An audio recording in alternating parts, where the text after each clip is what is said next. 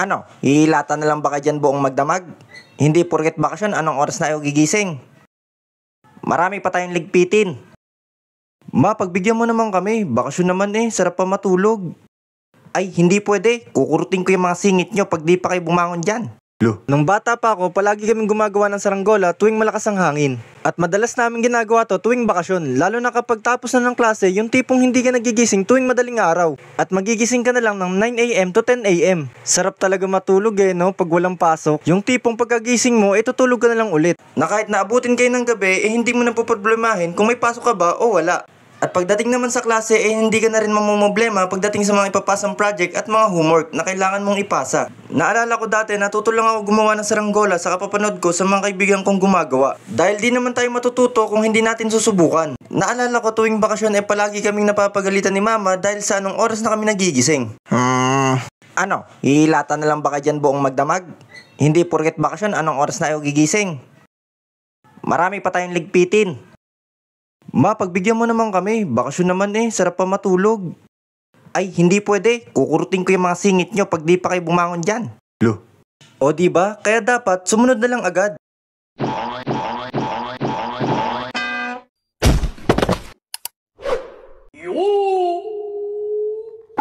Sa tuwing sasapit ang bakasyon madalas sobrang init. Lalo na kapag tanghali, yung tipong paglabas mo sunog ka na agad. Kung minsan naman baliwala yung electric fan. Yung tipong parang nagbubuga na ng apoy sa sobrang init. Pero may panahon talaga na malakas ang hangin. Nung bata pa ako, kapag sobrang lakas ng hangin, nanonood ako at nagpapagawa ko sa mga kaibigan ko na magagaling gumawa ng saranggola. Uy, pre! Uy, ikaw pala, pre! Pre, gawa tayo saranggola. Ako bahala sa plastic. Pero pre, gagawa mo ko. Sige, walang problema dyan, pare. Gagawa ko. Yun, wait mo ako dyan, ha? Makakagawa ka talaga ng iba't ibang saranggola basta marami kang plastic. Dati kasi pag may kahit anong plastic ka, mapaplastic labo o plastic bag or garbage bag, ikaw na may reserbang plastic. Pag sumabit ka sa saranggola mo, at least may reserba ka pa na pwede mong ipagawa ulit. Uy, tignan mo yun ang tag ng saranggola niya. Oo nga, ang ganda pa. Siya kaya gumawa niyan? Ngek, sumabit. Sumabit. Kawawa ka naman. Okay lang, may reserba naman ako. Kaya pagdating sa paggawa ng saranggola, yung kaibigan ko si Glenn ang pinakamagaling gumawa. Siya kasi ang pinakamahusay sa paggawa ng saranggola. Bigyan mo lang siya ng plastic igagawa ka na rin niya. Halos lahat ng kaibigan ko sa kanya nagpapagawa. Uy, Jin, samahan mo muna ako. Bili tayo ng tali. Pre, saan naman kaya tayo bibili ng tali? Meron akong alam, Jin. Samahan mo lang ako. At maghanda ka na rin ng 20 pesos. Alam mo, pre, marami na mabibili natin yan. Sige, pre. Wait mo ko. Kukuha lang ako ng pera sa bahay.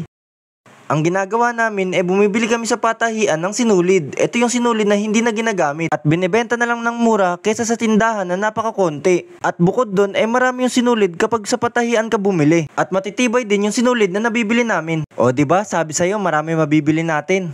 O Glenn, sa'yo na tong isang rolyo, marami naman din tong akin. Sige pre, salamat. Wala yun, ano ka ba?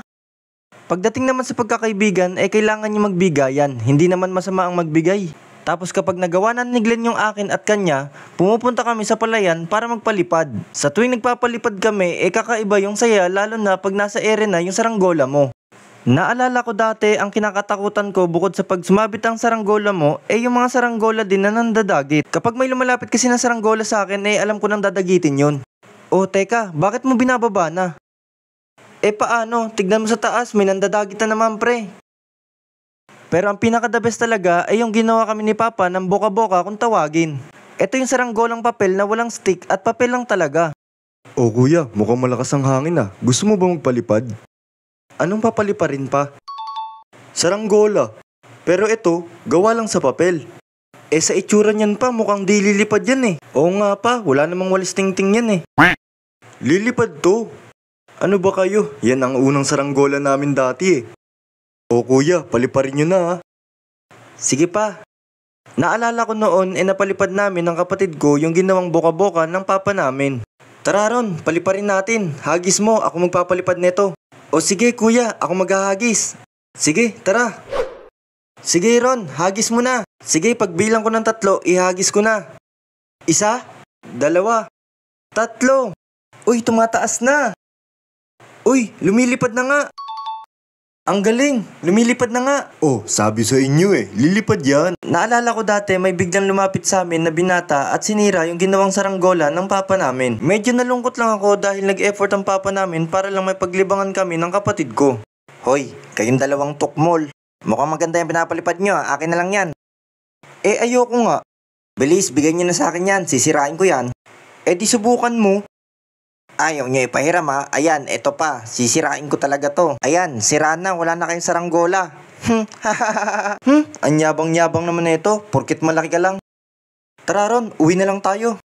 Nung time na yon nalungkot talaga kami ng sobra ng kapatid ko dahil sa sinira ni Utoy yung ginawang saranggola ng papa namin. Pero kahit na ganun pinatawad na lang namin at hinayaan dahil sa pagsira ng saranggola namin. Parang ang sarap lang ulit alalahanin yung mga alaala na sobrang saya. Kaya habang bata pa enjoy nyo lang at explore yung mga masasayang pwedeng gawin. Nga pala guys, 5,000 subs na tayo. Maraming salamat nga pala sa pagsuporta ninyo. Kung nabitin ka pwede kang manood sa iba ko pang animation. Kaya kung bago ka pa lang sa channel ko pakiclick na rin ang subscribe button at notification bell para updated ka sa susunod na animation ko. By the way, shoutout nga pala sa mga supporters ko dyan. Ang huhusay nyo mag-drawing. Oh, paano ba yan? Hanggang dito na lang. Paalam!